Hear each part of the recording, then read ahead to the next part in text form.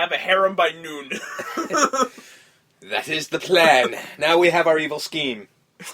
We'll call Batman up, and then City Hall's gonna be like, Batman's not real, you asshole, and then hang up on us. But what a day it'll be. Yeah. You know? Remember that day we became Batman 66 villains? Yeah, we had the harem. But wait a minute, if I hit you in the head, yeah, and you become the main guy, mm-hmm. does that make me the fangirl? Are you planning on fanning me? Not particularly. Well then, no. Henchman? That's better than the fangirl, so I'll take it. Yeah. I mean, you're the one who has to arrange the harem, so I apologize for that in advance. But, just saying. Just going around to strip clubs all over the city, just trying to find... Exactly. In all fairness, you can very much... Hey, you want to sit on a pillow for a living? It's a lot better than this. Well, that's the thing. You can very much be just one of the guys hanging around watching the chick in the pillow. Because frankly, that's eventually it seems like that's all they were doing until they it really hatched was their evil until plan. they had to, like until the swords came out. Yeah, and fighting had to be it was done. literally just everyone hanging around watching the chicks in the pillows, and apparently even that got boring because they started watching TV. It's true. Yeah, so I can't imagine that getting boring, but I'm not King Tut, so There I you don't know. go. I don't know what goes through his brain. So we get Batman in the park, Mm-hmm. checking out the Sphinx. Which I do have to point out, that Batman and Robin standing side by side in broad daylight in the park looked really, really stupid. Yeah, surrounded by people in normal clothes. Yeah, they just looked really stupid. Looked out of place. Yeah, because again, Batman works very well at night. Because, you know, dark costume, the colors, everything like that looks great at night.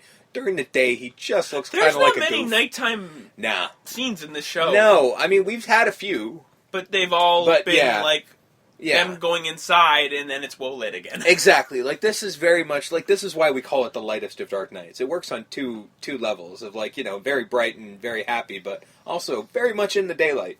Mm-hmm. Bats are never out in the daylight. This show kind of has no truth to it. No. We get both a Holy Whiskers and a Holy Asp. Yes. Because there's a handle. Yeah. And then it's like, could be a trick handle. So Batman ties the loosest of knots the loosest possible. of knots that any Boy Scout would just scoff at. Yeah, because he just basically did the simple knot you do before you actually tie your shoes. Mm-hmm. And then he pulls the thing open, and then a blade comes out, so, you know, Holy Whiskers, because it's a Holy close Whiskers, shave, it was right? a close shave. He literally said that line, and I threw my pencil once. Yep. I do this a lot. Then there was a fight. Yeah. Like, the swords came out. Swords came out, and it was one of many sword fights that we saw in this two-parter. Yeah, there was some sword fighting going on. It was kind of awesome. We got a Holy Touche in part 1. We did. Part 2. Yeah. There is a Holy Touche. Oh, no, that wasn't a Holy Touche. Sorry. Touche is in, like, Touche was the onomatopoeia, was touche. That's not even onomatopoeia. That's just a word. Yeah. It's a French word. Don't really remember what it means, but everyone can say it. Ironically, isn't onomatopoeia also, or is that Italian? I have no idea. It's one of the two. Research. So, yeah, we get to the point where Batman's an idiot, or Bruce Wayne's an idiot, whichever you want to choose. Well, considering Bruce Wayne is Batman, I'm calling them both fucking idiots. So we cut to the museum with Bruce Wayne there. Yeah. Because Bruce Wayne wants to infiltrate, like, they're not going to be expecting Bruce Wayne, because no one expects Bruce Wayne, just like no one expects the Spanish Inquisition, apparently.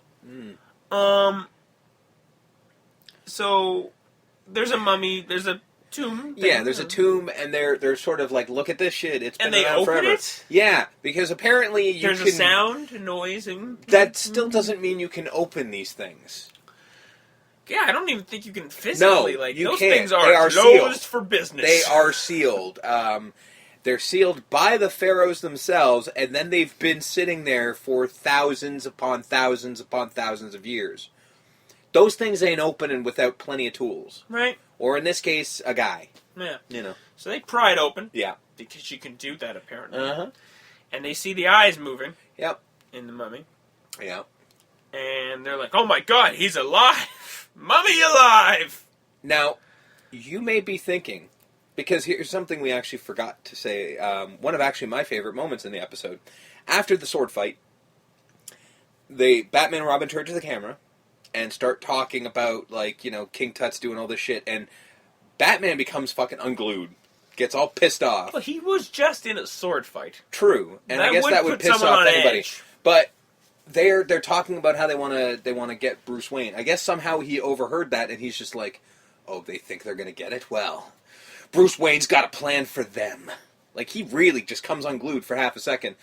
So, cutting back to this whole thing of them thinking that a pharaoh is alive. Now, we were trying to give him the benefit of the doubt. Yeah, because they zipped this thing open. Yeah. And I do believe it was zipped open. It was zipped so open, like, yeah, so it's got a zipper. So, they didn't have know. zippers back then. Yeah. You know. But just saying. So, it turns out that it's King Tut. Mm-hmm. I don't even think Bruce Wayne / Batman recognized him. He although didn't. you should have, because you clearly have fought this guy before. Mm-hmm. See Warehouse Fire? Yeah, by the way, also, like, I don't know if we haven't described King Tut yet, but he's got this weird golden crimped up beard that looks like it's made out of gold. You'd remember that. Yeah. You know what I mean? Like, it's not like he took it off to be this mummy. No. Although if it was a clip-on situation, that'd be interesting. Well, in all fairness, it probably was, but it's not supposed to be, so. Right. But, yeah, like, again, he's recognizable. You don't lose this guy in a crowd, is what I'm saying. Yeah. But apparently, you lose him when you're Batman. So, King Tut and his henchmen take out Bruce Wayne, knock with him some out. smoke. No, it was like a breath spray. Yeah, yeah, that was that one, like, yeah. Ugh, and then he passes out. Yeah.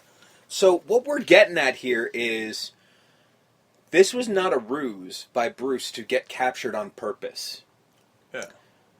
As we found out through the rest of the episode. So, yeah, Bruce Wayne / Batman / the rest of the people in Gotham thought a mummy came to life and... There was even he was well preserved. Yeah. You know? Like, they thought this guy was alive. No. Just no. Just no. I all of my faith in the reality of this show is gone now.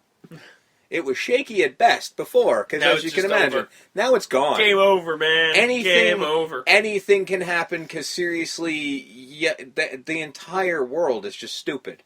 Mm-hmm. Just stupid. It's not like there's supernatural people running around. We don't have, like, Mr. Freeze is one thing. We don't have a clay face, where he's just like an anthropomorphic thing of clay, or, Killer Croc, which he's kind of, even though he's not supposed to be, he's basically morphed into now half crocodile, half human being. Mm-hmm. Those things don't exist now. Like, there's no King Shark running around. This is supposed to be somewhat reality, quote-unquote. No. I'm sorry, no. And I don't mean to get too serious on this, because seriously, what in the serious fuck? But what the hell, man? Yeah. How is this even... Like, who wrote that and went, yep, they'll go with it? Oh, yeah, so these assholes. So Robert Dennis and Earl Barrett. There you go. Just, I mean, I'm not going to say it for sure, but I'm going to assume both dead, but if they were alive, I'm crumpling up the newspaper and I'm whacking you both in the nose with it, because no. But that's enough of me sacrificing the dead here. That was your breaking point. It really was. Like, that really just made me go, what in the hell? No. Really grind your gears, did it? It kind of did. It captured my imagination in the worst possible way. Then we cut to, what's her name? Chick of the Week. The Woman of the Week. The one squeaking through the Sphinx this whole episode. This chick is my favorite one, by the way. Her name on the show is Nefertiti, which actually might be an actual name from the past, but I know nothing about Egyptian history, so I'm not even going to say that for sure. But the actress's name is... that is a... I'm sure. Yeah, that's a thing. Nefertiti's a thing. I know nothing about the history of Egypt. Yeah. Sorry, I just don't. Nefertiti's a thing. Not in the slightest. But her name is Ziva Rodan, which is an awesome name to begin with. And we got Miss Rodan eating a hot dog. Because... Because she's like, okay, King Tut's crazy, that's fine. He got hit on the head, so he thinks he's King Tut. Everyone around him is just playing up the deal. Yeah, they're just going with it. So this chick is fed up. She's like, all we're eating are dates and grapes and figs. And figs, and I'm hungry. Mm-hmm. So I'm having this hot dog because fuck you. And he's just like, ugh, that foul thing you're putting in your... Yeah. Like, dude... I can't live off figs. Yeah. I need a hot dog. I need something I need something with some kind of sustenance. Because the dried fruit you keep feeding us is not quite doing it. But yeah, no, she... You what? Yeah. Like, and he's like, oh, foul. But she is definitely my favorite for something that happens later on. She is the first and possibly only female who just puts everything on Front Street. Yep. Like, just Respect. no ifs, ands, or buts about it. She gets tons of respect from me. Mm-hmm. So we get Tut in the park out, Yeah. just scoping things out, I guess. Yep. He's reading out his message to the people. Because, he's got reasons because for we his have insanity. we have your millionaire, we have Bruce Wayne, all that stuff. Which, like, I love that that's a thing. Yeah. Like, he's a millionaire about town, so anytime he's taken, they're like, oh my god, they got our rich guy! Well, here's the thing, as like, first he's of all... not the mayor, he's not part of the police department, he's just some asshole with a lot of money. But here's the point, though. As Commissioner Gordon kept pointing out, he is, first of all, one of my favorite lines that Commissioner Gordon's ever said is, he's our finest millionaire. So they got multiples, by the way. So Gotham's apparently this rich-ass place in the world. Which, no.